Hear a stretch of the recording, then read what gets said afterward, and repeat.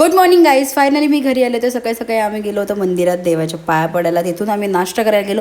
मेंदूवडा आणि सांबार नाश्ता केला. त्याच्यानंतर मार्टला गेलो. सगळं सामान घ्यायचं होतं, ते सामान भरलं. मग भाजी घेतली. मग घरी आले. ऑफिस चालू होतं. साईड बाय साईड पावटा पण साफ केला. त्याच्यानंतर ही कढीपत्ता असं पॅक करून ठेवलं. कोथिंबीर पण कट केली आणि डब्यात पॅक करून ठेवली. मिरच्यांचं पण देठ काढलं आणि पॅक करून ठेवलं. कारण की मी ऑफिसवाली आहे, त्यामुळे मला झटपट लागतं फटाफट घ्यायला, म्हणून सगळं मी आधी साफ करून ठेवते. त्याच्यानंतर भाज्या पण सगळ्या साफ करून पॅक करून ठेवल्या त्या पेपर आणि कपड्यात बांधून. फ्रीज व्यवस्थित लावली. त्याच्यानंतर चहा ठेवला. त्याच्यानंतर दूध ठेवलं. त्याच्यानंतर चिकनला मॅरिनेशन केलं होतं पूर्णपणे. त्याच्यानंतर कांदा आणि खडे मसाले टाकले. त्याच्यावर हे चिकन टाकलं. मस्तपैकी मिक्स करून घ्यायचं आणि थोडंसं वाफेवर शिजून घ्यायचं. लगेच शिजतं ते चिकन, पाणी टाकायची गरज नाही. आणि हे रेडी झालेलं आहे आणि इतकं टेस्टी लागतं ना, खरं सांगते.